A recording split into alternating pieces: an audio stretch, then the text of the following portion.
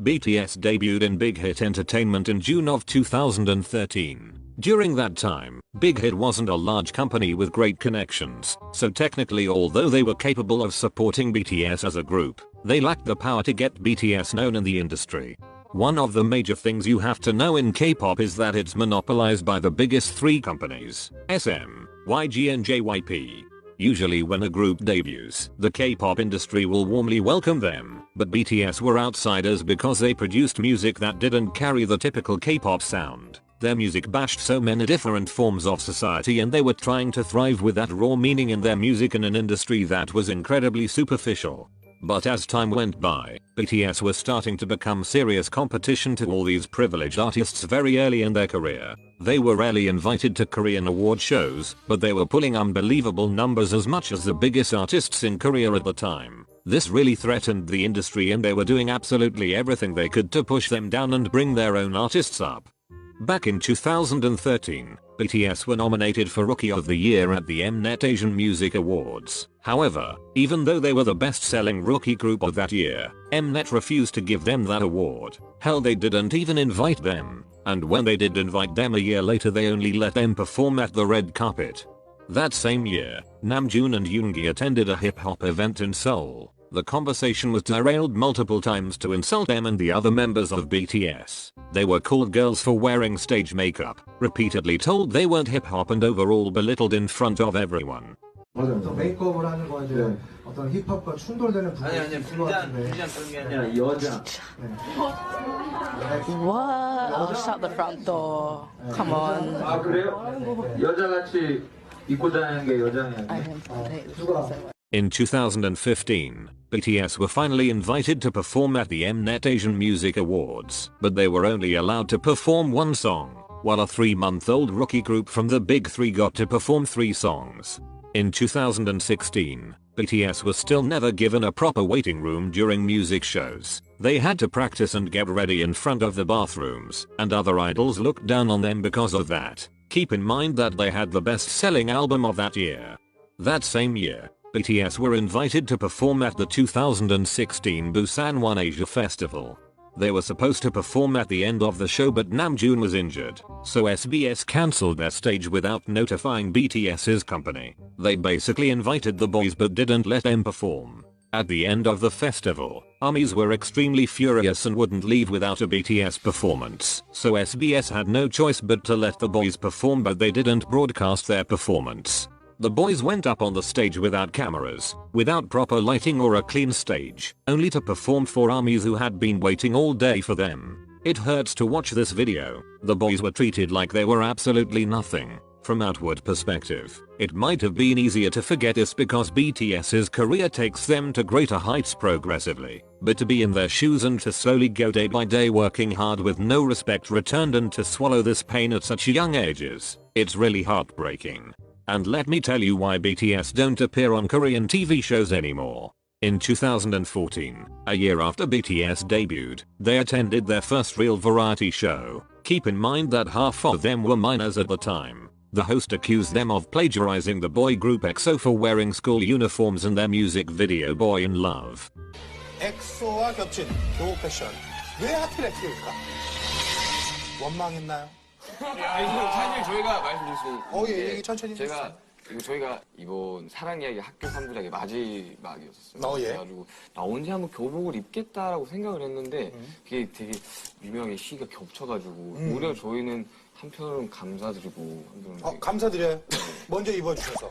아니요 그런 게 다른 그룹이 모자를 돌리는 걸 보고 똑같이 하면은 뭔가 차별화가 없겠다 그래서 바꾸신 거예요. 그쵸. 네, 그렇죠. 근데 우리 방탄소년단은 엑소가 했네. 우리도 해야지. 이렇게 돼버린 것 같아서. Yoongi was trying to explain that it was a misunderstanding and that they weren't trying to copy them, but the host kept twisting his words. And because of that, EXO fans dragged BTS through hell and back. They made petitions for them to disband, trended plagiarism to the point where BTS had to go to court, and even sent them death threats resulting in them having to cancel several concerts. And not only that, when BTS won their first Grand Prize award at the 2017 Mnet Asian Music Awards, EXO fans were giving them the middle fingers and chanting EXO during their speech. They and other fandoms started accusing BTS of manipulating the charts and even went as far as contacting Melon customer service to complain.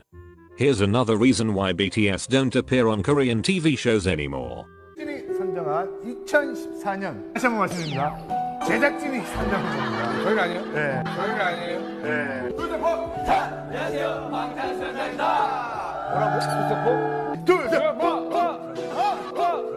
잠시만. 이름들이 너무 어렵다. 너무 어렵다. 위, 슈가, 진, 정국. 진, 정국이야 뭐. 야 랩몬스터는 정말 좀 뭔가 오그라들지 않니? 왜? 제이홉? 네, 제이홉이. 호흡은 저기 맥주 올렸네. 아니, 희망호흡입니다, 희망. 아 호프? 뭔 뜻이에요? 패가 붙어야 되는 거 아닌가? 그러니까. 에이스 어떻게 좀 해? 아니 갔다 오지 않았어? 아니 니네 뭐라 그랬지? 어쨌든 뭐 대표권 형이 너무 좋아. 왜? 왜? 난 네가 안 좋아. 안 좋아. 왜?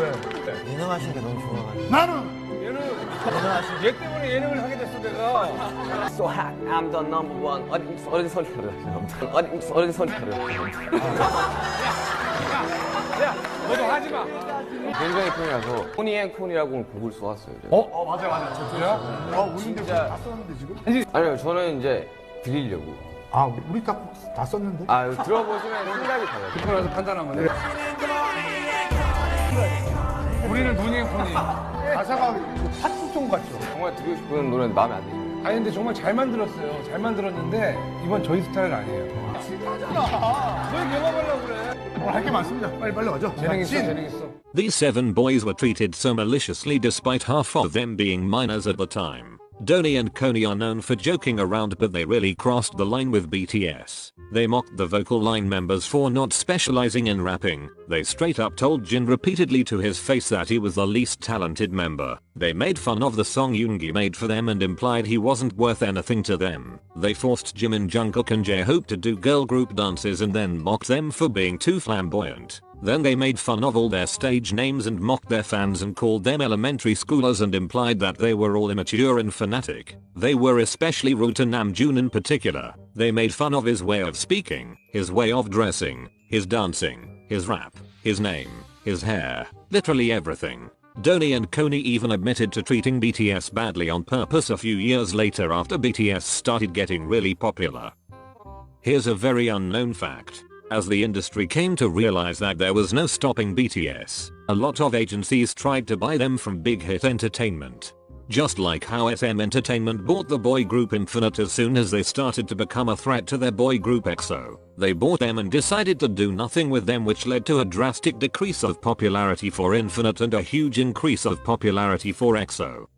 Bang PD, who believed in BTS's success from the very beginning, got several calls from different companies telling him to just give up and hand BTS over to them, but he refused. He refused to give up on the boys because he really believed they were something worthwhile and that they actually could become something big one day. And he was right. BTS's success has gotten to a point where trying to suppress it or deny it is literally impossible. The only next step is to try and claim it as your own.